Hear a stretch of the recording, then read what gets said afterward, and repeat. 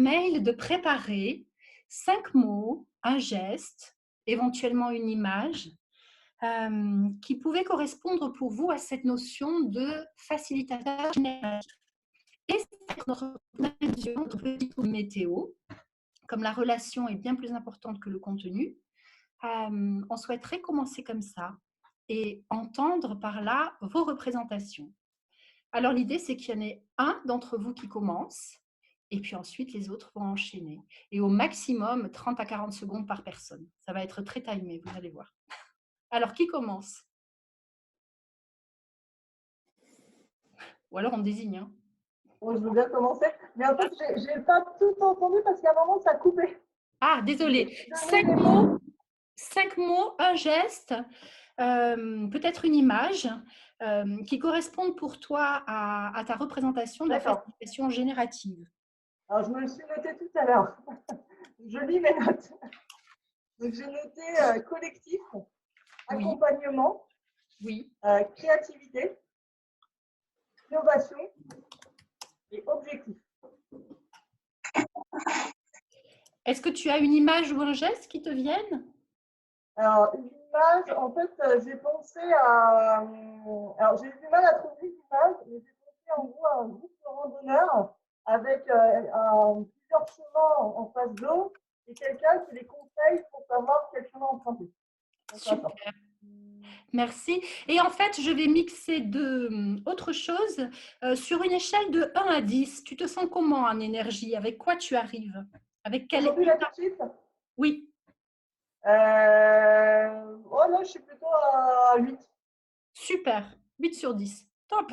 Ça peut varier d'une minute à l'autre, mais en ce moment, là, tout de suite, c'est plutôt 8. Et bien sûr, vous gardez ça en tête chacun pour la fin du webinaire. Ça a du sens, hein, tout ce qu'on vous fait faire. Donc, on vous dira à la fin.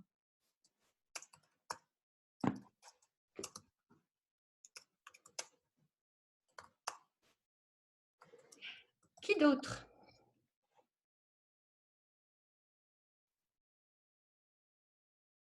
Qui prend la suite? Qui va avoir la chance de prendre la suite? Alors, le rythme, c'est important dans la facilitation générative et dans l'émergence. Donc, n'hésitez pas à enchaîner. Allez, Patricia. Bon, hop. Trop tard. Isabelle, alors. Pardon. Bonsoir. Donc, Isabelle, oui, je suis arrivée un petit peu à la bourre, désolée. Donc, les mots… donc, le premier mot pour moi, c'est posture, hein, suite au dernier webinaire qu'on avait fait. Posture, 5 mots. Ah, pardon. Alors, posture, écho, comme un écho. Flow. Émergence et écologie, toujours. Voilà. Ok. Est-ce que tu as une image, un geste? Moi, l'image, c'est plutôt… Alors là, on voit pas bien, mais c'est des bras ouverts, en fait. Super. Voilà, c'est une ouverture. Et au niveau de l'énergie, alors moi, je suis plutôt à 5 sur 10. Là, je suis arrivée super speed à la réunion parce que je suis à la bourre, j'aime pas. Ok. Voilà, donc je suis à 5. Tu verras après. Voilà.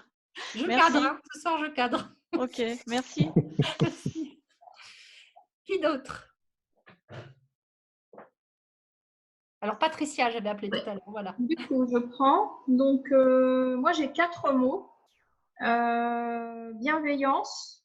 Oui. Prendre soin. Objectif collectif et sens. Et convergence. Super. Et l'image, c'est plutôt des bras qui… alors, je suis désolée, là, je peux pas montrer, mais c'est plutôt des bras qui entourent, comme si on voulait tenir le groupe un peu. Voilà. Et toi, au niveau d'énergie, tu te sens à combien? 5. D'accord. C'est important, hein, vous verrez à la fin ce qui se sera passé. Ouais. Merci. Qui d'autre? Thierry, tu y vas? Alors, c'est tombé exactement comme Chloé. Je ne saurais pas dire autre chose. Ah bon? Non, je plaisante. Non, en fait, je n'ai rien préparé. J'arrive de Paris. Et puis, du coup, je suis là pour découvrir. Donc, D'accord. je suis désolé. Alors, par contre, en énergie, je peux vous dire, je suis à 7 parce D'accord. que j'ai le Tu es nez à qui coule 7. un petit peu. Ouais, D'accord. j'ai le nez qui coule un peu. Je suis quand même Non, assez oh, fatigué là, parce on que j'ai cadre. fait pas mal de trajets. Donc, 7, moi, je trouve que c'est déjà bien. D'accord. Et tu as des Voilà. mots? Tu n'as même pas un mot à nous donner? Bonsoir. Un mot, une image? Une image, ben, je dirais un homme plutôt blond avec D'accord, je vois qui des c'est. cheveux. Ok. Tu vois? Voilà. Ça fait quasiment 15 ans que je l'ai pas vu, Thierry, et il est toujours pareil. Merci Thierry. Donc 7, ça marche. Ah, excellent, excellent. Qui prend la suite? Moi, je peux prendre la suite. Oui, Olga. Je suis plus dans la forêt. Alors, j'ai noté émergence, faire avancer, création, émulsion, ensemble. Super. Sur la partie image, j'en ai deux qui me viennent à l'esprit. C'est soit les mains qui se tiennent en fait. Donc voilà, alors, je sais pas en cercle ou pas en cercle. Et la deuxième, je dirais une canne à pêche. C'est du concept de ne pas donner le poisson, mais plutôt une canne à pêche. Voilà. Super. Et ton niveau d'énergie? Moi, je dirais 7. Super. Nous, on a l'habitude de dire, en dessous de 7, faites quelque chose pour l'augmenter, votre énergie, votre état coach, on dirait ce que c'est, mais difficile de commencer dans les meilleures conditions en dessous. On y reviendra. Merci. Qui prend la suite?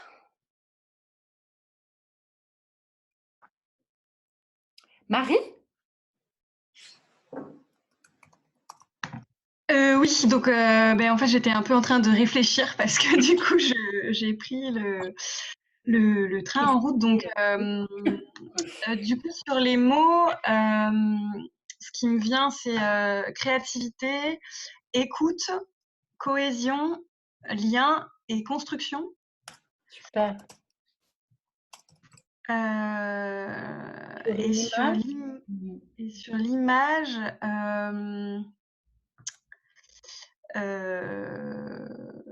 alors je pensais à l'image du savon qu'on peut mettre pour faciliter quand on veut enlever un bijou, par exemple.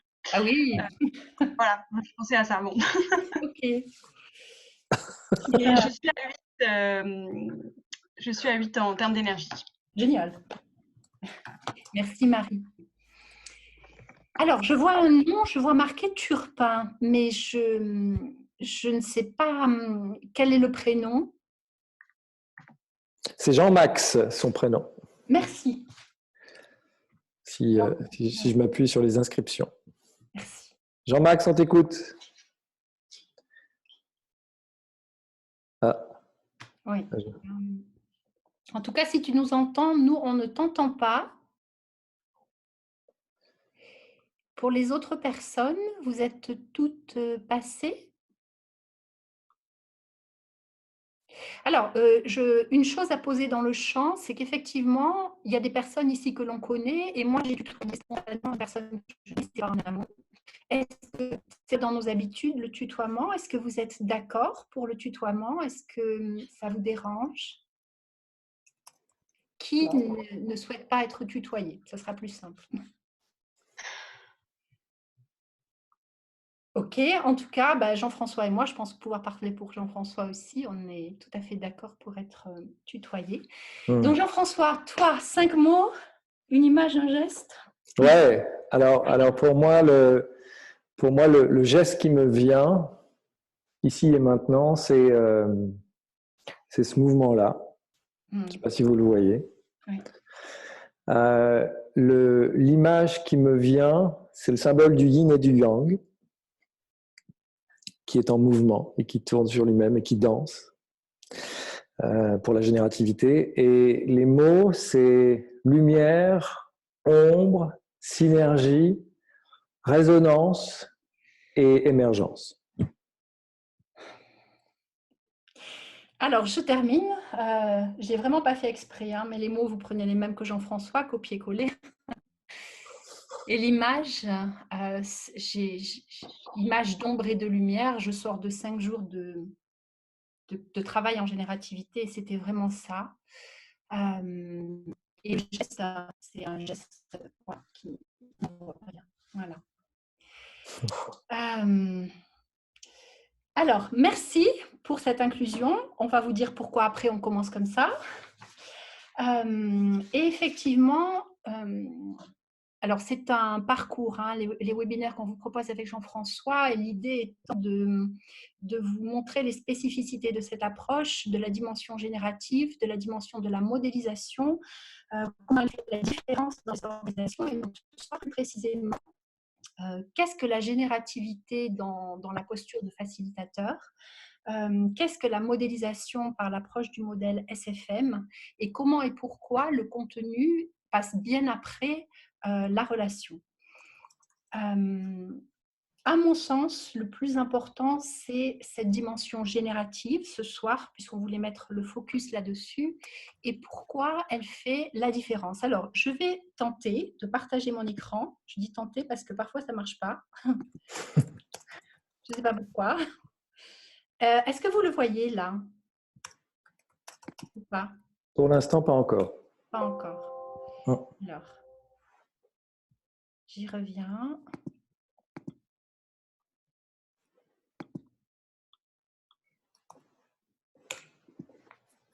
Ça marche, Elisabeth. C'est en train d'apparaître. Ouais. Super, merci. Donc là, vous voyez le PowerPoint? Là, on voit une petite... Ouais, ça y est, le PowerPoint, il a juste besoin d'être mis en mode présentation. Merci. Donc, effectivement, de nous deux, vous l'avez compris, c'est plus Jean-François, le spécialiste technique, et c'est très bien. Ce PowerPoint, vous l'aurez après, si vous le souhaitez. Donc, voilà, hein, les questions que nous allons traiter.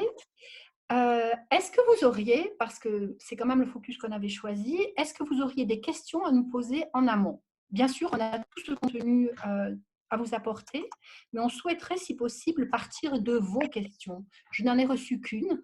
Est-ce que vous en auriez d'autres à poser maintenant?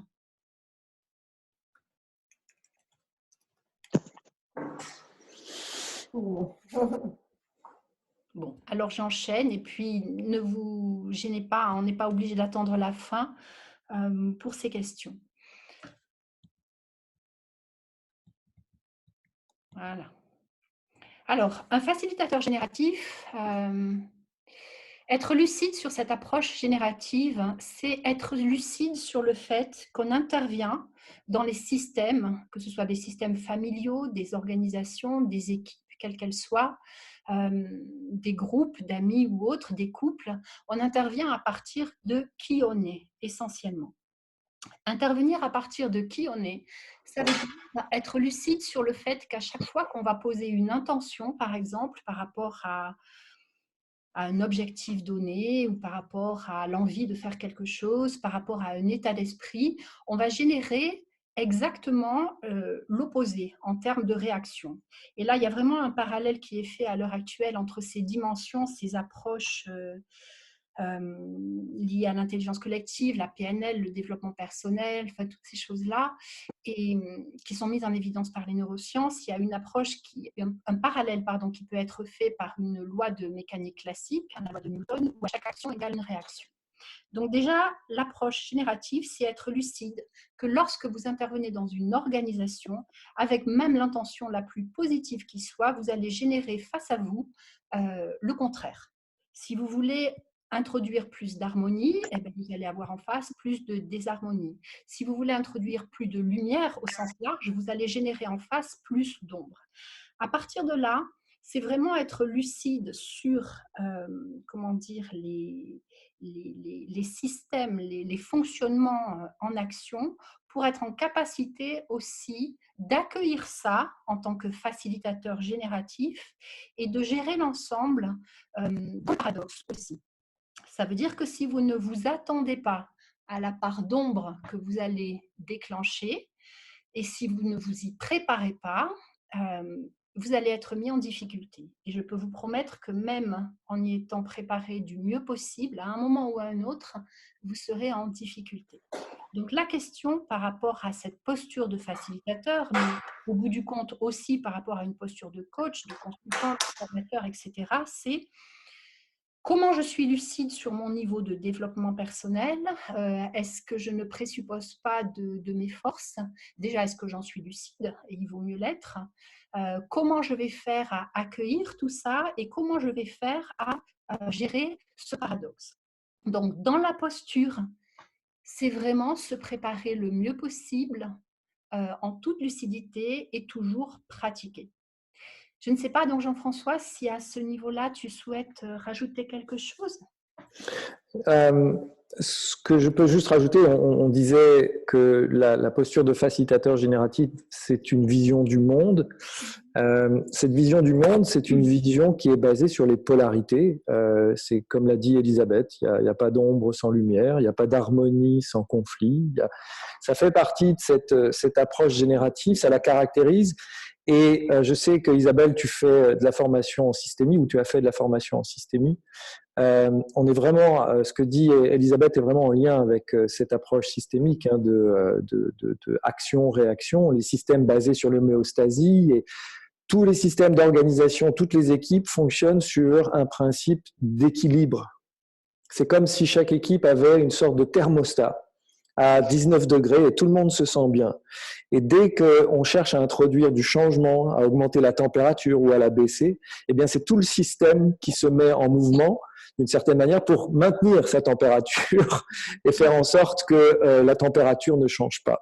Et la capacité d'un facilitateur génératif et sa valeur ajoutée, et la raison pour laquelle on est payé pour ça, c'est aussi qu'on est capable de traverser, parce qu'on en a les outils et qu'on en a la conscience, de traverser ces états que on va appeler plus tard des états crash, des systèmes, des équipes, des personnes, pour justement inclure et dépasser cette ombre et permettre aux équipes finalement grâce à notre intervention, de faire quelque chose qu'elles n'arrivent pas à faire toutes seules, sinon elles ne feraient pas appel à nous. C'est cette capacité à donner de la place à ce qui est, entre guillemets, l'ombre d'un système ou qui est sa résistance ou sa difficulté. Et paradoxalement, quand on donne de la place à une résistance, elle en prend de moins en moins. Donc c'est vraiment une posture, une vision du monde qui est derrière ça. Et notre valeur ajoutée en termes de valeur et de conviction, c'est que en tant que facilitateur, je suis un être génératif, je suis un être inclusif. C'est-à-dire, je donne vraiment, je crée, et notre partenaire, vous l'avez sûrement observé, André n'est pas là ce soir. Il s'en excuse parce qu'il est malade avec une angine forte qui lui aurait obligé à se taire de toute façon pendant toute la durée du webinaire et un petit 38,5 qui le cloue depuis 2 jours. Donc, c'est vraiment, lui a une expression, il dit, nous sommes là pour créer une membrane inclusive qui est non pas une frontière rigide, mais plutôt un espace respirant dans lequel il y a de la circulation et dans lequel peuvent émerger des contenus. Et quand je lisais vos réponses autour de l'intelligence collective, c'est vrai que on a tous une vision de l'intelligence collective basée sur être ensemble, l'unisson, être ensemble un peu presque à certains moments presque fusionnel, où on retrouvait une sorte de fusion collective dans lequel il y aurait une forme d'indifférenciation, dans lequel il y aurait peut-être ce magma collectif où l'individu s'oublie, où on est dans cette extase. Et le facilitateur génératif, au contraire, donne de la place autant au collectif qu'à l'individu, et autant à l'ego et à son ombre qu'à l'âme du groupe et à l'âme de l'organisation. Oui. Donc c'est vraiment aussi une vision du monde et une posture bien précise à ce niveau-là. C'est très important là, ce que dit Jean-François. Il y a vraiment cette idée et on l'expérimente, vous verrez dans les exercices, dans les pratiques, l'ombre, les obstacles, lorsque vous en jouez le rôle, entre guillemets, vous allez arriver à en retirer la quintessence, à en trouver les ressources et à les transformer. c'est même l'ombre et les obstacles qui vont vous amener à votre niveau, à votre plateau supérieur. Donc, ça fait vraiment la différence avec cette idée que si on va contre, si on veut l'écarter, ça ne marchera pas. Mais l'inclure, à la limite, c'est dommage parce que ce n'est pas suffisant. À la limite, et je dis à la limite parce que c'est difficile quand même quand on y est confronté, c'est chouette, il y a un obstacle, chouette, il y a une ombre, qu'est-ce que je vais en faire? Qu'est-ce qu'il ou elle va faire pour moi? Et ça fait la différence, à condition bien sûr d'en avoir l'état d'esprit et de savoir un petit peu accompagner ça. C'est l'idée en fait que quand vous êtes face à un obstacle, à une ombre, c'est pas est-ce que je vais y aller, c'est quand et comment je vais y aller. Et quand et comment je vais y aller, ça va être à partir de la meilleure version de vous-même, vers laquelle vous marchez. Voilà. Donc, c'est des compétences, c'est des pratiques, il y a beaucoup de disciplines, il y a beaucoup de pratiques et c'est jamais terminé. Je veux dire, on a beau être sur le chemin, tôt ou tard, vous avez des crashs, des obstacles successifs qui vous emmènent en crash, quoi que vous fassiez, et qui vous font aussi passer au plateau supérieur. Donc, c'est des pratiques, par exemple, on a nous, ce qu'on appelle l'état coach. Comment je me centre, un sportif, un coureur, quel que soit le domaine sportif, juste avant de partir, il est là, il est barré, il est centré, il pense pas autre chose, il est avec toutes ses ressources et il va. Donc nous avons une pratique que nous appelons l'état coach qui nous prépare à ça. Et juste avant, par exemple, ce webinaire avec Jean-François, on s'en est fait un. Des outils, on balayera tout à l'heure vous allez voir que nous avons différents outils. Peut-être que la différence des outils, c'est que il faut pousser à la dimension humaine que purement cerveau gauche, rationnel, même s'il y en a. Voilà, c'est vraiment des deux. Je ne sais pas ce que tu en penses, Jean-François, par rapport aux outils. Je te prie de m'excuser, Elisabeth, il y a Patricia qui posait une question et j'étais absorbé par sa question qui disait « Pouvez-vous préciser ce qu'est l'état coach ?» et j'étais en train de lui répondre « Surprise, Patricia !» Voilà, c'était… Voilà. Il y a bien raison de poser la question. Ce que dit Elisabeth et qui est vraiment à entendre, c'est la posture de facilitateur génératif est d'abord un travail sur soi. On est vraiment dans cette perspective que Otto Scharmer et sa théorie U décrit, qui dit que l'issue d'un travail avec un groupe dépend de l'état dans lequel se trouve le facilitateur de ce groupe. Et c'est vraiment essentiel, et c'est pour ça qu'on insiste beaucoup sur une vision qui se veut à la fois pleine d'espoir de l'intelligence collective, parce que dans le collectif réside un potentiel immense, mais aussi une vision réaliste de l'intelligence collective où cette capacité à faire exprimer à un groupe, une organisation, ce potentiel, passe par cette nécessité d'être à l'aise, ou de plus en plus à l'aise en tout cas, avec cette notion d'ombre et cette capacité à dépasser et à traverser en tout cas l'ombre. Et c'est pour ça que c'est une posture avant d'être des outils, c'est pour ça que ça passe aussi par une qualité de relation. Avant d'être quels outils je connais, c'est d'abord quel est mon état coach, pour refaire un clin d'œil à Patricia, et comment j'incarne ça dans ma posture de vie, dans ma posture de professionnel. Et l'invitation, c'est vraiment à réaliser que si vous cherchez un chemin de développement professionnel, la facilitation générative, c'est votre dojo, j'ai envie de dire. Vous allez manger le tatami régulièrement, c'est normal, ça fait partie de la pratique des arts martiaux, mais c'est vraiment une discipline et un travail sur soi pour offrir la meilleure version, chère à Elisabeth, la meilleure version de soi qui intègre à la fois cette ombre et cette lumière dans le rapport aux équipes et le rapport aux…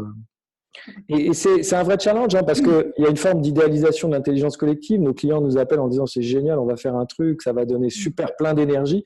Oui, tout le monde est capable de vivre une phase de résonance où ça génère de l'énergie, mais quand tout d'un coup on rentre dans la phase réaliste où il faut vraiment concrétiser l'idée, l'incarner, la mettre en action, souvent il y a des phases de résistance, des phases de crash parce que le système se déséquilibre.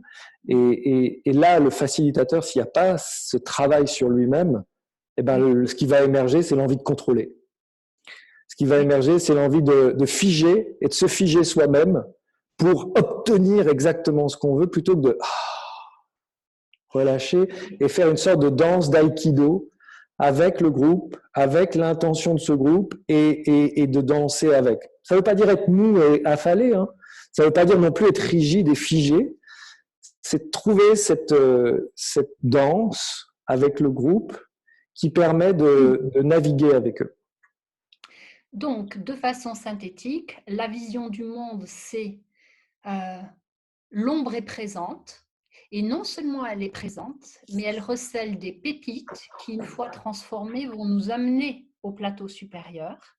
Et pour avancer dans cette globalité entre ombre et lumière, il y a à la fois le collectif, avec des groupes, mastermind, etc., et à la fois des avancées individuelles, que ce soit pour les membres du groupe, mais en amont, comme le disait Jean-François, dans nos missions, dans notre rôle de facilitateur. Et comment on réagit quand on est confronté à nos propres zones d'ombre et d'obstacles à un moment donné. Est-ce que par rapport à cette partie-là, déjà, vous auriez des questions? Ah ben, il y a Isabelle qui vient d'en exprimer une, qui nous demande comment faire concorder cette danse et notre vision du monde, la neutralité du facilitateur. Comment faire concorder cette danse et la vision du monde? Oui. Vas-y Isabelle. Vous m'entendez? On t'entend. Oui, parce que j'ai des problèmes de… Oui, parce qu'en fait, quand j'écoute, parce que la difficulté, en fait, c'est qu'on a une vision du monde, on a notre vision du monde, et l'autre jour, je me posais la question de me dire, mais le facilitateur, est-ce que quelque part, il ne peut pas ne pas influencer le système? Donc, du coup, ça résonne avec notre vision du monde, justement, parce que effectivement… Donc, comment est-ce qu'on peut faire danser finalement toute cette équipe, recevoir ces contrastes et faire concorder et adapter ça par rapport à notre vision du monde, quoi, parce qu'il faut faire émerger le système. En fait, c'est pas nous le sujet, et en même temps, on est forcément influenceur. Hein. Et donc, c'est la difficulté, quoi. Ouais. Alors, si on reprend les fondamentaux de la générativité, c'est que tout à l'heure, Elisabeth disait en dessous de 8 en énergie, quand le système est en mode survie, il va avoir tendance à se rigidifier et à utiliser des modalités réflexes de maintien de son homéostasie. Tu connais très bien ce mot-là, cet équilibre, cette recherche d'équilibre. Et ce que fait un facilitateur génératif, c'est justement de mettre les équipes dans un état génératif où justement ces enjeux de stabilité deviennent moins importantes parce qu'elles sont dans un état qui leur permet d'oser imaginer le futur et d'oser imaginer autre chose et ne pas se replier sur des stratégies réflexes de maintien de leur équilibre. Donc, ce rôle du facilitateur, il est vraiment essentiel. C'est cette capacité à générer cet état. Mardi après-midi, Elisabeth et moi, on avait un client en Suisse et on a vraiment passé pratiquement 1h30 avant de commencer le travail sur simplement créer la qualité de relation, créer le niveau d'énergie, créer un état génératif chez les participants, pour leur permettre de sortir de leurs habitudes et leurs réflexes comportementaux et leur mindset, leur état d'esprit habituel. Et dans ce cadre-là, on assouplit un peu les frontières du système et on lui permet d'oser imaginer son évolution de façon écologique.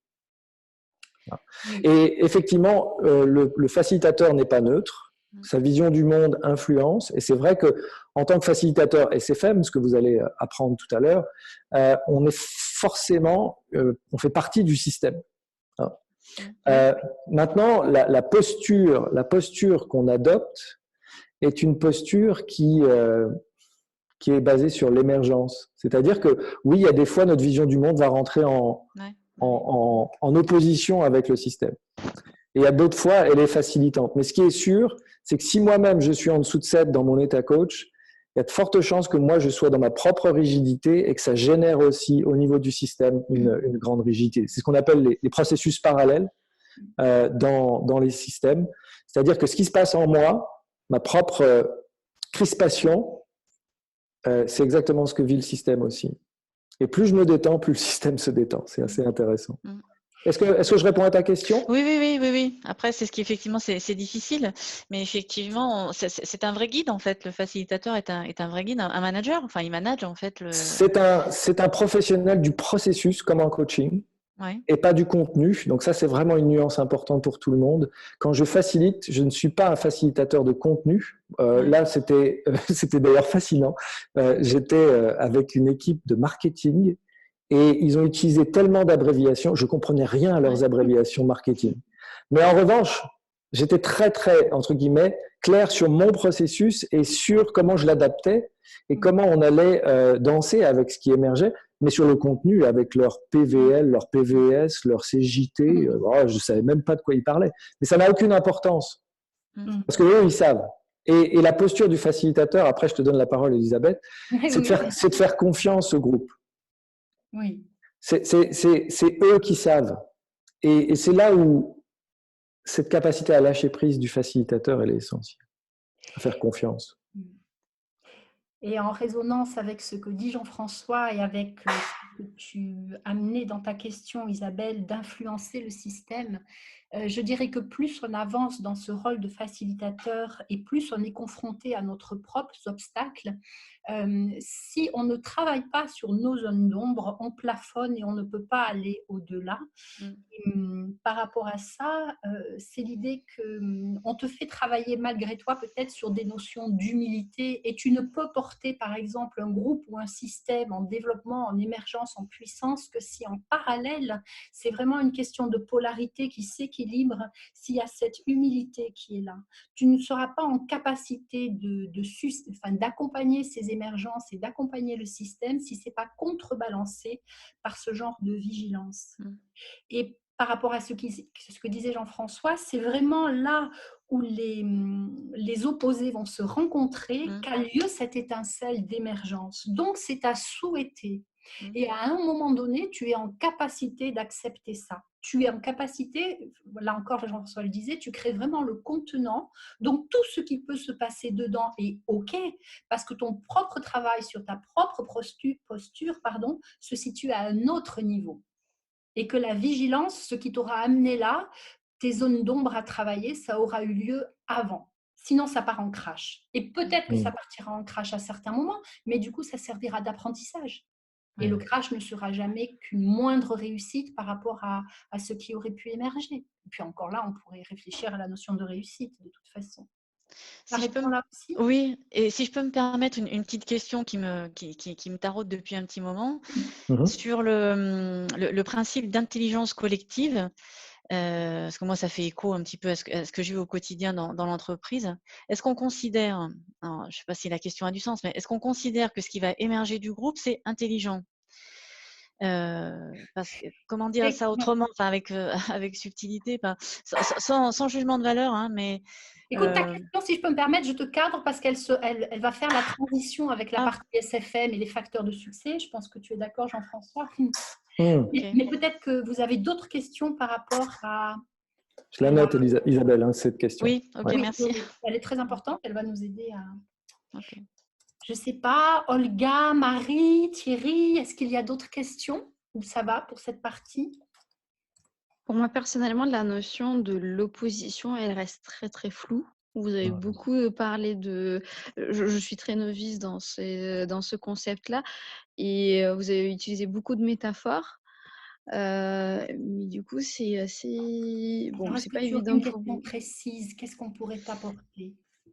Quel est le rôle... comment dire? En fait, comment ça s'articule, cette opposition? Dans le sens de comment ça se manifeste? Ouais. Ouais. Ok. À travers quoi? Peut-être que c'est, je sais pas. Ouais, pour que je puisse me comprendre. Est-ce que tu veux y aller, Elisabeth, ou... Vas-y, si tu... Ouais. Par exemple, mardi, on devait travailler sur une nouvelle idée avec notre client. Et évidemment, tout le monde avait des super idées et à un moment donné, il a fallu s'engager dans l'idée. Pas juste avoir des belles idées, mais alors on y va pas. Et là, à ce moment-là, ça y est, le groupe a commencé à discuter, à rentrer dans la discussionnite. Et on perdait complètement l'intention de départ.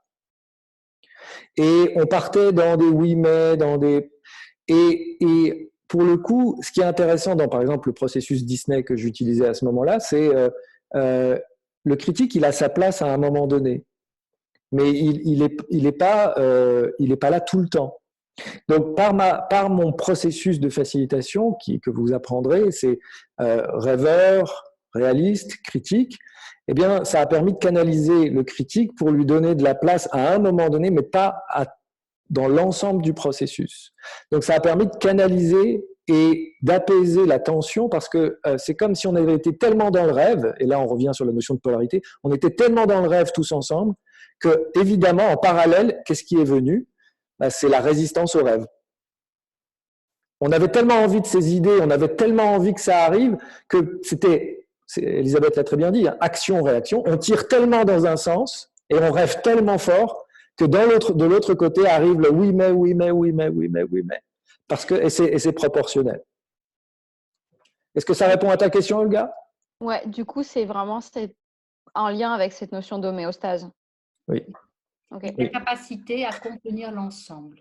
Voilà. Et à accompagner l'ensemble, mais vraiment avec chouette, il y a opposition. Qu'est-ce qui va en émerger?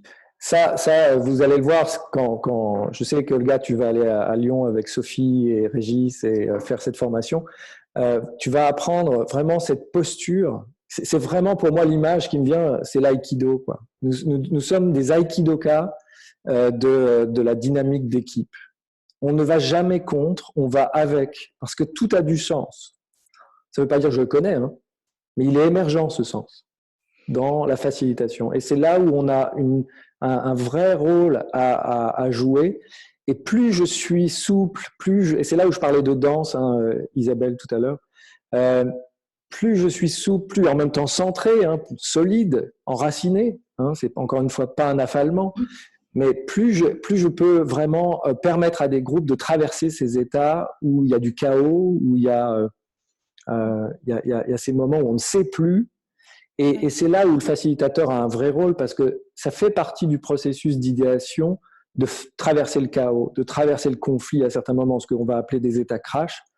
Et nous sommes facilitateurs, le trait d'union qui leur permet de ne pas perdre confiance, de ne pas perdre le lien avec l'intention et de ne pas perdre le lien avec la vision qu'il y a derrière tout ce travail. Parce que quand on est en état crash, on est dans le chaos et qu'on se fige, on oublie pourquoi on fait tout ce qu'on fait. On oublie le sens, on oublie l'intention. Et nous, on est là pour leur rappeler, pour justement que... Et en même temps, il y aura inévitablement des moments où vous serez en état crash. Ça fait partie aussi du processus qui nous fait grandir. Et là, il y a la capacité à l'accepter. Non seulement l'accueillir, mais l'accepter. Et c'est pas facile. Et si c'est fait, eh ben, ça fait aussi grandir encore, etc. etc. C'est chouette, hein. Et du coup, je rebondis sur, je ne sais plus quel mot du coup tu as dit, Jean-François, parce qu'après tu as enchaîné. Enfin, il y avait la question d'Isabelle, il y avait la question de, je ne sais pas, ça m'a fait penser aux facteurs de succès enfin, je ne sais pas. Du coup, nous passons à l'étape suivante, qui est la prochaine. Et on prendra le temps de répondre à la question. Oui, il y avait la question de l'état coach, et puis Thierry a demandé, est-ce qu'on peut comparer le facilitateur à un virus dont le premier réflexe et de le considérer comme un intrus à expulser. Je vais prendre la question. Je prends la question si tu veux, s'il te plaît, parce que je l'ai vécu ces derniers jours. Vas-y. Et le virus, c'est chouette parce que quand tu as un virus, tu peux l'expulser, comme tu dis. Donc, et ça, c'est vraiment un exemple qu'a sorti Robert Dills ces 2 derniers jours. Donc, c'est chouette d'avoir un truc qui ne va pas en soi ou qui gratte ou qui tourne ou qui nous gêne. Ou, on le reconnaît. On voit déjà si c'est un virus ou pas, hein, voilà. Et oui, un virus, ça peut, à certaines conditions, de certaines façons, s'expulser et tu peux assainir le système. Mais enfin, après, facilitateur. Et la métaphore est vraiment belle parce que, par exemple, la varicelle, on ne l'attrape qu'une fois. C'est-à-dire que le système immunitaire a été familiarisé avec le virus de la varicelle et il sait se défendre après avec ça. C'est-à-dire qu'il l'a peut-être expulsé en faisant sortir la maladie, mais en même temps, il en a profité pour s'immuniser. Et c'est aussi là-dessus que se capitalise la pratique de la facilitation, c'est l'apprentissage expérientiel. C'est qu'est-ce que je retiens de ces expériences quand elles se produisent pour que la fois suivante, eh bien, je les emmène dans ma pratique et que je bénéficie de cette immunité nouvelle que j'ai créée qui me permet de m'adapter à quand je retrouverai ce virus la prochaine fois. Alors, on va avancer quand même parce que le temps passe et c'est vrai que c'est passionnant. Oui, absolument. Alors, ça, voilà, ça c'est la dimension générative, la posture, la qualité d'être, être conscient des phénomènes sous-jacents. Jean-François a posté hier soir une vidéo sur l'intelligence sociale. La cohérence sociale. La cohérence sociale. Et en fait, moi, ce que je trouve magnifique, c'est que tous ces phénomènes qui ont été pressentis par certaines personnes des dizaines d'années en arrière, aujourd'hui, on arrive à être prouvés par les neurosciences, par des scientifiques. Ça, magie, ça reste de l'ordre de la magie. Il n'empêche que l'approche SFM, c'est la modélisation des facteurs de succès. Et là encore, la puissance, c'est que rien n'a été inventé. Il y a des personnes dans les années 60, 50 et certainement avant qui sont allées observer qu'est-ce qui se passait chez les individus ou les équipes chez lesquelles ça marchait vraiment bien. Pourquoi ici ça marche et pourquoi ailleurs ça ne marche pas. Et de là, en sont sortis des critères de modélisation. Et surtout, cette idée, ce processus lui-même de modélisation, on extrait d'un contexte la différence qui fait la différence. Que ce soit en termes de comportement, de capacité, de valeur, de vision, d'identité, là on est sur tous les niveaux logiques pour ceux qui connaissent de la pyramide de Diels. Et ce qui est génial, c'est que ce qui est fait à un endroit, contextualisé, c'est une sorte de squelette, on ne va pas faire un copier-coller, les copier-coller ça ne marche pas. Par contre, le processus lui-même, contextualisé, va être tout à fait adaptable et fournir la même performance, et peut-être même une performance démultipliée. Donc, c'est aussi une approche très cerveau gauche cognitive, il n'y a pas que la dimension... c'est caricatural, chez moi, cerveau droit, cerveau gauche, on sait très bien que ce n'est pas aussi simple. Il y a aussi des aspects très... cognitif, plus logique peut-être, etc. Donc, l'approche SFM et la modélisation des facteurs de succès, dans le cursus de formation, on vous apprend à élaborer ce que nous appelons des cartes des scores, ce sont des tableaux, tout simplement, qui vont répertorier un ensemble de facteurs, pas 10, pas 15, pas 20. Quand il y en a trop, ça perd de son efficience. Mais par contre, entre 5 et 7, 9, on a un doute maintenant sur cette notion de 7 plus ou moins 2. Mais en tout cas, c'est autour de ça. Avec l'idée, vous êtes dans une équipe, par exemple. Je suis sûre que vous avez participé à des équipes, à des groupes de travail, que vous avez eu des expériences, même familiales, même dans des équipes sportives, qui ont fait la différence, dans lesquelles ça a vraiment marché. Et bien l'idée, c'est dans ces contextes, qu'est-ce qu'il y avait qui a pu donner une telle performance? Ou si vous pensez que vous n'avez pas connu ça, à l'opposé, une équipe ou un contexte où il y a une catastrophe, et à partir de là, vous pouvez en tirer la quintessence, là aussi. Elisabeth, excuse-moi de t'interrompre. Est-ce que tout le monde entend bien? De mon côté, ça coupait. Est-ce que ça coupait aussi de votre côté? Ouais. Est-ce que tu peux peut-être redire les 2-3 dernières phrases parce que ça coupait de mon côté. Patricia aussi dit oui. Alors, en tout cas, l'essentiel, c'est que dans des équipes qui marchent, dans des groupes auxquels vous avez participé et qui ont vraiment très bien fonctionné, l'idée, c'est que vous pouvez en ressortir des facteurs clés. Qu'est-ce qui en a fait la réussite? Et c'est vraiment ça, la modélisation. Et ces facteurs clés, avec ce que nous appelons un niveau bas, un niveau haut, c'est en fait après une sorte de guideline, de guide dans un groupe pour voir quand est-ce que ça marche très bien ou où est-ce que ça peut dysfonctionner. C'est assez clair comme comme concept ou est-ce que vous avez des questions? Est-ce que vous avez tous bien entendu? Je sais qu'à d'autres moments, ça a encore coupé, donc n'hésitez pas à poser Éventuellement, des répète questions. Jean-François. Ouais. Je vais le dire autrement. On a la chance ce soir d'avoir Elisabeth qui est là. Elle est la co-auteure d'un livre qui s'appelle Periceo et d'un outil qui s'appelle Periceo qui est né de cette approche de modélisation. Ce qu'elle a fait, c'est qu'elle est allée rencontrer des organisations et des équipes. Elle a identifié avec eux les facteurs de réussite de ces équipes quand elles fonctionnent à leur meilleur niveau. Et elle en a fait un livre qui est donc Periceo avec Robert, avec Gilles et avec Isabelle. Et ça permet à des équipes aujourd'hui de générer des discussions en facilitation sur les différents niveaux qui vont permettre à ces organisations, à ces équipes de fonctionner mieux. Et ce que décrit Isabelle, la modélisation des facteurs de succès, Success Factor Modeling, SFM, c'est justement cette approche où on modélise non seulement les résultats exceptionnels qu'obtiennent ces équipes, les actions qu'elles mettent en place, mais aussi le mindset. Quel est l'état d'esprit qui a permis à ces équipes d'avoir ces actions qui leur ont permis d'atteindre ce résultat? Donc, on modélise 3 choses. Le mindset, qu'est-ce qui se passe là, dans l'état d'esprit, dans le cœur, dans les émotions, dans le corps? Quelles sont les actions qui se produisent, qui permettent d'atteindre ces résultats? Et c'est ça, SFM. Et ça fait vraiment une différence fondamentale. Imaginez que, je ne sais pas, que vous évitiez à des équipes, à des personnes de passer X années à chercher ce qui pourrait les aider. Parce qu'en plus, ce n'est pas une recette toute faite, copier-coller. Ça ne marche pas. Mais par contre, vous imaginez un squelette que vous pouvez adapter à tout contexte. C'est l'idée de la canne à pêche. Quelqu'un a évoqué la canne à pêche tout à l'heure. Ouais. Voilà, vous apprenez à quelqu'un à se servir d'une canne à pêche et donc à se nourrir, à pêcher, à faire ce qui lui convient. Ce que dit Elisabeth, c'est que vous avez des outils qui sont ce qu'on appelle en structure de surface. Alors, c'est un charabia de consultants et de facilitateurs. Et des outils qui sont dans les structures profondes, c'est-à-dire qu'ils sont tellement profonds qu'en fait, on peut les appliquer quasiment dans tous les domaines parce qu'ils sont fondamentaux. C'est comme une cellule souche. Elle donne naissance à plein d'autres choses. C'est une structure profonde.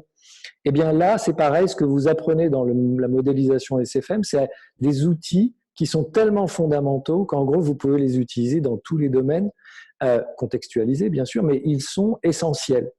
Je prends un exemple, il y a un outil que vous apprendrez qui s'appelle le VMAR. Et cet outil-là, mais je l'utilise en coaching, je l'utilise en facilitation, je l'utilise quand je suis en consulting. C'est-à-dire que c'est tellement profond comme questionnement que, en gros, c'est un indispensable pour les métiers de l'accompagnement. Donc, en gros, vous avez là une approche par la facilitation générative, qui est tellement basée sur le relationnel que ça donne des résultats exponentiels. Encore pour ceux qui connaissent ça, le 20-80, 80-20, et qui vous donne des outils aussi cognitifs. Il y a celui-là, il y a la modélisation, c'est l'essentiel, mais il n'y a pas que ça. Vous imaginez l'assemblage des deux. Enfin, moi, j'étais contrôleur de gestion dans une première vie, donc je peux vous assurer que les chiffres, le rationnel, le cerveau gauche, c'était ma tasse de thé. Et je bondissais au début quand je voyais mes collègues qui passaient un temps fou à la relation.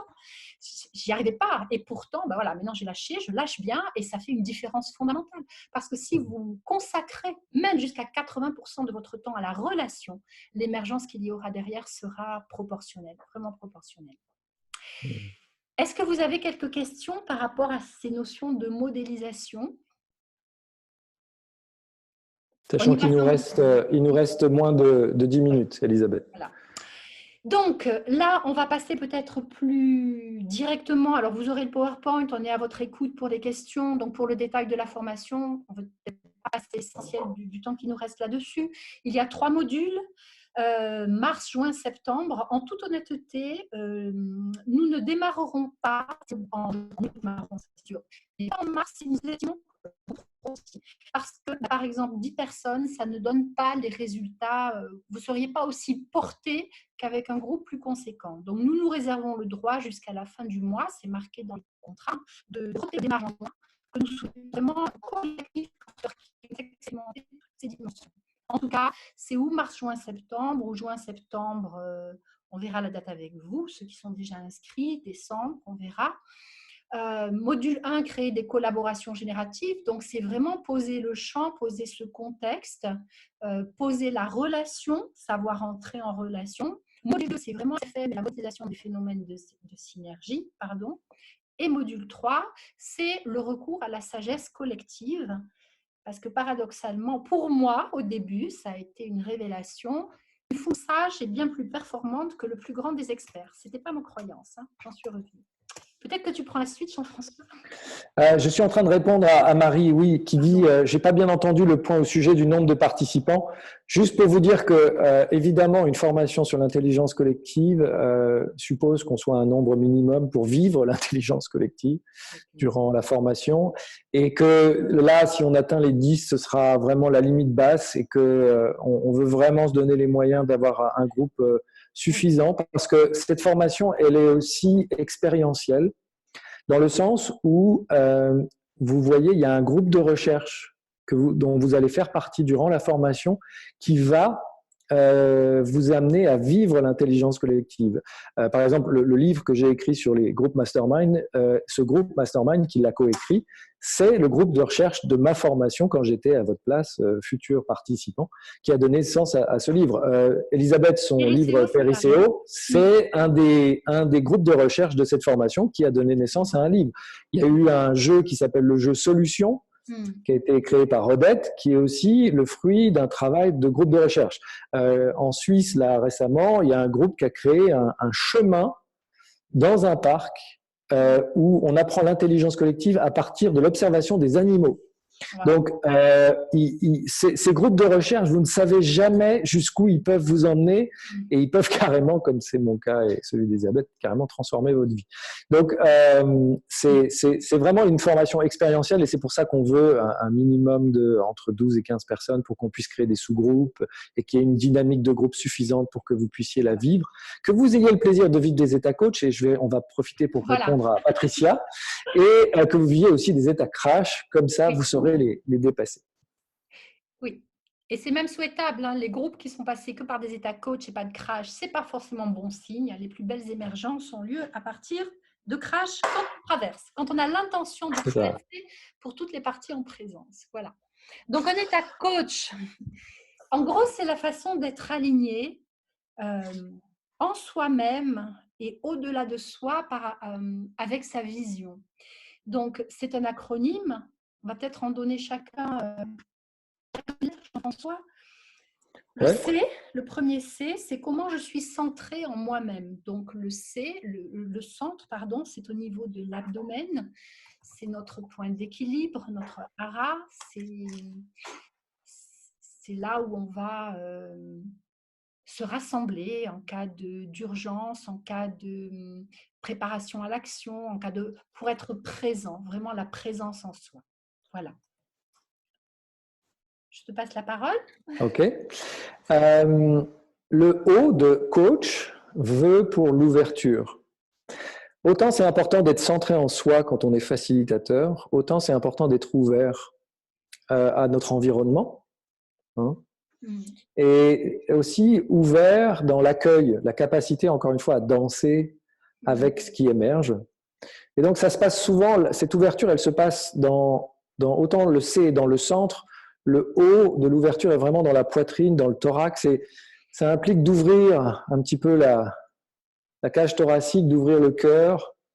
Et la qualité associée à cette ouverture, c'est la curiosité. Et puis le A, vous montez au niveau de notre cerveau, là où on place le centre cognitif.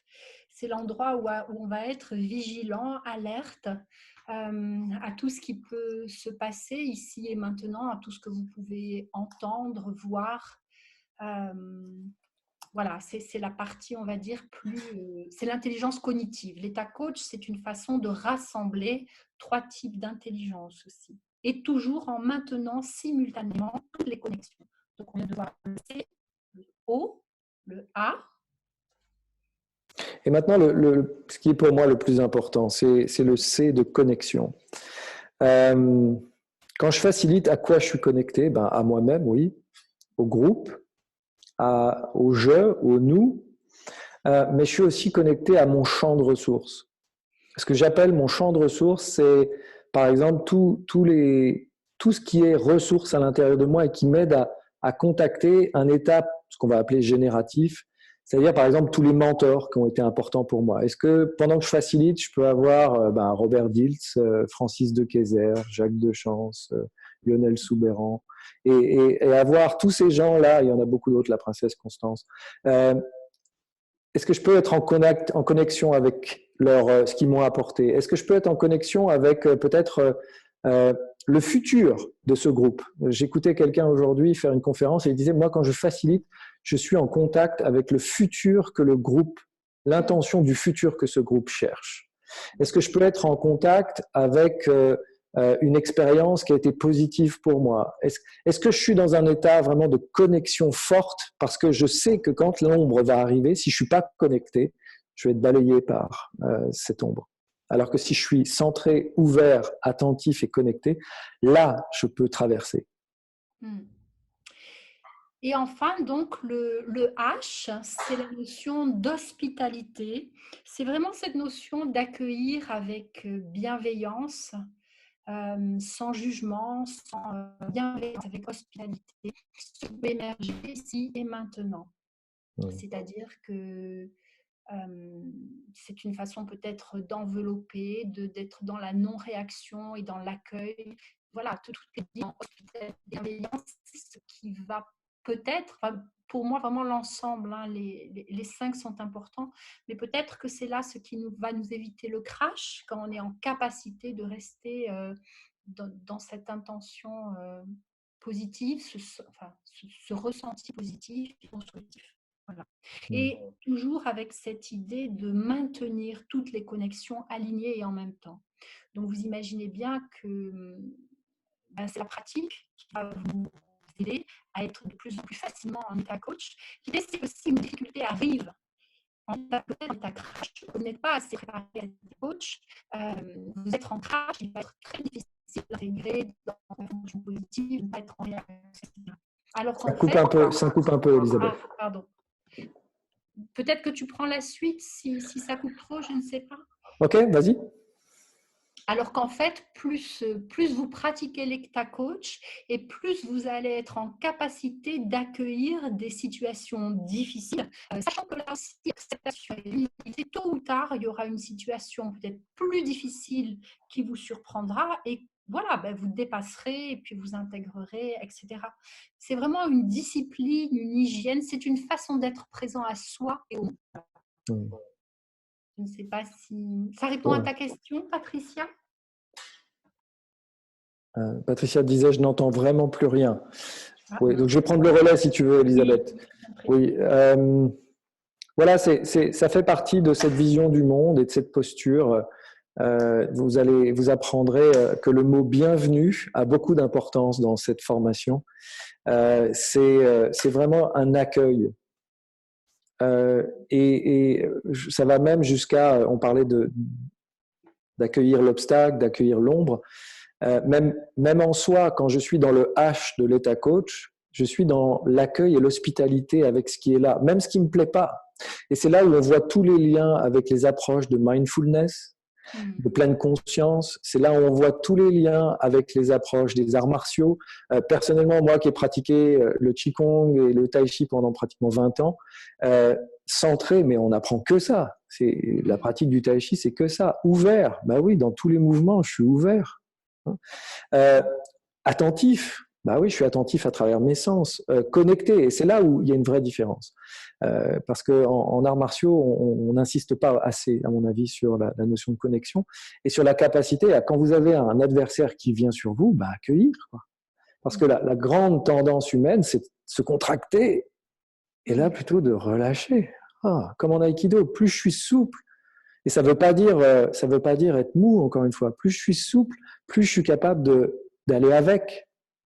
Et ça c'est là où cette formation vous permet de développer cette posture. Oui, vous allez apprendre des outils, et c'est super les outils. Mais on aura vraiment, Elisabeth et moi et André, atteint notre objectif quand vous aurez intégré la posture que ça suppose, parce que c'est ça qui fait votre différence en tant que facilitateur génératif. Et donc là, très clairement, ce que nous rajoutons au niveau de la générativité, ce sont ces outils, ces exercices qui permettent d'accueillir l'ombre, de la reconnaître, de l'accueillir, bienvenue, et dans la sens c'est de les transformer. Voilà. Vous avez entendu, le mot essentiel, c'est transformer. Oh, je suis désolée. Bon, ça, on avait vu. Le programme, vous m'entendez là? Pour l'instant, oui. Bon, le programme, vous l'avez déjà, je pense, et sinon vous l'aurez dans le webinaire. Puis on peut vous l'envoyer si vous nous le demandez. Ça, c'est vraiment… Donc là, vous avez les détails sur les tarifs et dates. Oui. On avait juste une question qu'Isabelle avait posée. Est-ce que finalement, tout ce que les groupes produisent est intelligent? C'était ça, Isabelle, la question? Non. On définit l'intelligence comme une capacité d'adaptation. Dans la mesure où ce qu'un groupe produit lui permet de s'adapter de plus en plus, alors on peut considérer que c'est collectivement intelligent. Voilà. Si en revanche, ça limite les possibilités, parce que fondamentalement c'est ça qu'on fait en facilitation, on ouvre les possibles, eh bien, on ne peut pas dire qu'effectivement la bêtise collective existe aussi. Merci pour cette réponse qui me va bien, parce qu'effectivement, quand on le vit au quotidien, on se dit que le mouvement collectif n'est pas que intelligent, de mon point de vue aussi. Non. Donc, merci pour ce retour. Ça me va bien. Ça me rassure. Okay. Ça apparaît très clairement dans les cartes des scores. On va du dégénératif, 1 plus 1 égale moins 3. Ça veut dire quoi? Ça veut dire non seulement je t'aime pas, mais en plus j'agis contre toi. Et 1 plus 1 égale moins 1, pardon, pas moins 3. En gros, on est sur du dégénératif et c'est à l'opposé qu'on va sur du génératif, 1 plus 1 égale 3. Donc, bien évidemment, bien sûr. Après, pour nous, pour notre parcours, peu nous importe que les groupes sortent vraiment des livres ou des associations. Enfin, oui, il y a des choses magnifiques qui se produisent la plupart du temps. Nous, ce que nous voulons, c'est que vous pratiquiez. On veut vous voir vous confronter à des difficultés. Quelle est la prise de conscience que vous en avez? Comment vous intégrez ça? Comment vous transformez ça? C'est l'honnêteté, l'authenticité par rapport à votre posture de facilitateur qui nous intéresse. C'est pas ah oui, tout va bien, c'était génial. Si tout va bien et tout est génial, ils n'ont pas besoin de nous, nos clients. Voilà. Et peut-être qu'ils ne sont pas capables de l'essentiel. Et notre vraie valeur ajoutée en tant que facilitateur, c'est d'avoir confiance dans le chaos, vraiment. Hein. Oui. Si ça se passait bien, ils n'auraient vraiment pas besoin de nous. Ils ne feraient même pas appel à nous. Et la raison pour laquelle ils font appel à nous, c'est pour traverser ce qui est chaotique, difficile et merveilleux en même temps, parce que justement, c'est là que quelque chose peut se produire. Et de toute façon, c'est un chemin qui ne termine jamais. Même Jean-François ou moi ou d'autres facilitateurs dans notre équipe ou ailleurs, sans doute, il y a de la supervision, il y a de l'intervision et il y a des difficultés à traverser. Et tant mieux, parce que c'est ça qui nous fait grandir de toute façon. Voilà. Alors, maintenant, on arrive à la fin du webinaire. On sera à votre disposition pour toute question par mail ou téléphone. Moi, j'aimerais juste, si vous souhaitez continuer à faire partie de nos newsletters, liste des diffusions que vous mettiez un oui dans le petit espace là où vous pouvez chatter, RGPD oblige, ça c'est la partie la moins agréable. J'aimerais bien, on peut peut-être prendre 5 minutes encore, pas plus, sur une échelle de 1 à 10, où vous en êtes et par rapport à tout à l'heure, au début du webinaire, est-ce que c'est plus haut, est-ce que c'est plus bas? Quel est le critère, le facteur qui a fait la différence pour vous, avec lequel vous repartez? Et en mots pour conclure. Et 30 secondes par personne, pas plus. Alors, qui commence?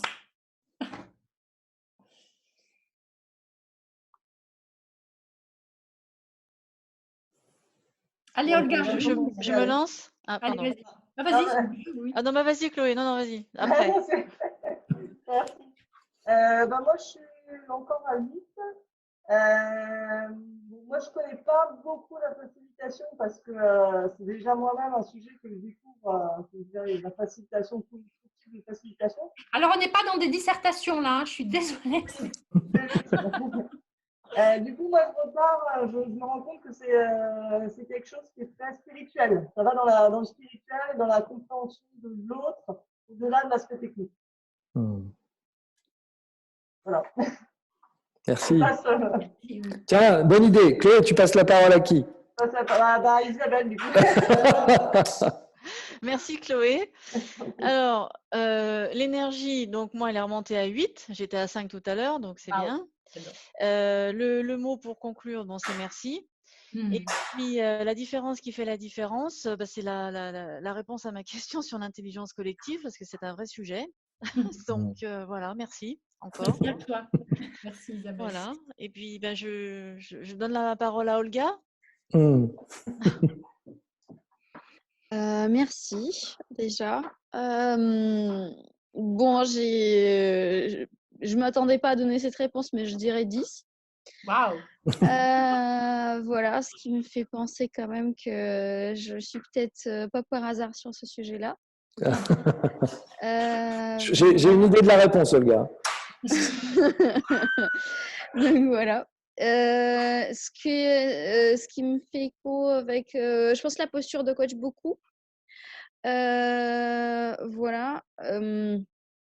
Ça me fait écho aussi avec le monde d'entreprise, avec la complexité, l'ambiguïté, le chaos et le système qui est résistant au changement. Donc, ça me fait… Et puis, je pense que le mot que je retiens aussi, c'est le lâcher prise. Merci. Merci, Olga. Il faut l'observer et puis laisser vivre. Ok. À qui passes-tu la parole, Olga? C'était le monsieur qui avait le fond noir, j'ai pas retenu son prénom, avec un joli fond, le pont de Brooklyn, j'imagine. Et Thierry alors. Voilà, parfait. Ah, c'est très gentil, Olga. Merci.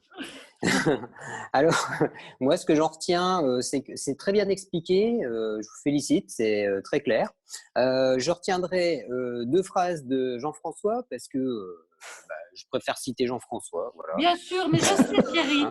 Je t'accueillerai bien à la formation, ne t'inquiète pas. D'accord. Tiens, d'ailleurs, je vais remettre le fond. Allez, pour mon énergie, mon énergie, elle est, je dirais, elle est à 8 maintenant. L'énergie de mon téléphone, elle est pas loin d'être 0, donc je me dépêche. Donc, c'est souple, centré, enraciné. Je trouve que ça résume bien, c'est très bien. Et puis, une petite touche quantique pour terminer, c'était avoir confiance dans le chaos. Voilà, ça me fait penser à l'énergie du vide, c'est intéressant. Voilà. Oui, merci Thierry. Merci Thierry. À qui tu passes la parole? Eh bien, je passe la parole à Marie. Merci. Alors, moi, en termes d'énergie, je suis passée à 7. J'ai un tout petit peu baissé. Ouais, c'est la fin, je pense, en toute transparence. Alors, je repars avec une chose qui, moi, m'interpelle beaucoup, c'est le fait d'être professionnel du processus et non du contenu. Voilà, c'est quelque chose qui fait écho avec ce que je fais au quotidien. Voilà, et le mot pour conclure, c'est merci, et notamment pour l'aspect expérientiel aussi de ce webinaire. Voilà. Merci beaucoup, Marie. Je prendrai la parole pour Jean-Max qui nous répond par le chat, qui dit 8 pour moi, en hausse. Ça m'évoque aussi des choses que j'ai vues dans une autre formation. Le mot pour conclure serait la pertinence. Merci. Merci Jean-Max. Qui reste-t-il? Je crois qu'on a eu tout le monde, sauf peut-être… Moi, je ne me suis pas exprimée. Patricia, qu'on n'a pas eu encore, ouais. Donc, moi, ce qui m'a plus marqué, c'est cette notion de danse qui va avec voilà, la souplesse, l'agilité et la confiance. J'ai appris effectivement avoir la posture coach pour traverser les crashs. Voilà, c'est une belle découverte. En termes d'énergie, bon, je suis peut-être à 6, mais c'est vrai que vraiment, au niveau de la qualité du son, c'était parfois un petit peu compliqué, donc j'ai pas réussi à monter plus. En tout cas, merci. Merci à vous. Merci, Patricia. Alors, avant qu'Elisabeth conclue, juste pour vous dire que crash, ça a aussi un sens. C-R-A-S-H, mais on vous en dira plus la prochaine fois. Ça, si ce n'est pas du teasing. Oui, on t'entend, Elisabeth. Toi, j'aimerais bien avoir ton niveau d'énergie, ton mot. Moi, je me sens... mon mot, c'est flow, F-L-O-W. Et mon niveau d'énergie, je me sens à 9. Moi, je dirais 8, 9. 8 peut-être parce que ces soucis de son me travaillent. Et j'allais dire connecté. Ça doit être le paradoxe. Excellent. Voilà. Notre prochain webinaire, ce sera plus axé sur des outils. On n'a pas finalisé toute notre intention par rapport à ça, mais par rapport à si on veut rentrer en profondeur dans cette dimension-là. Puis il y en aura d'autres après, donc on vous donnera les dates à l'avance. On a pu avoir, juste je vérifie si vous avez pu mettre vos oui sur les listes ou non. On a eu 2 oui sur le chat. On a eu Olga et on a eu Marie. D'accord. N'hésitez pas à revenir vers nous. Isabelle qui confirme aussi. Merci beaucoup. Oui. Et par mail, bien évidemment, si vous avez des questions, si vous souhaitez des conventions, si quel que soit, vous avez nos adresses mail, nos téléphones, l'un ou l'autre. Ça sera pareil. Sauf pour Thierry, où c'est réservé à Jean-François. Parce que moi, merci Thierry, maintenant je vais assumer derrière. Bon. Voilà. Voilà, merci beaucoup. Merci pour votre présence. Et bonne soirée à tous. Et bonne soirée. Au prochain webinaire. Au revoir. Merci.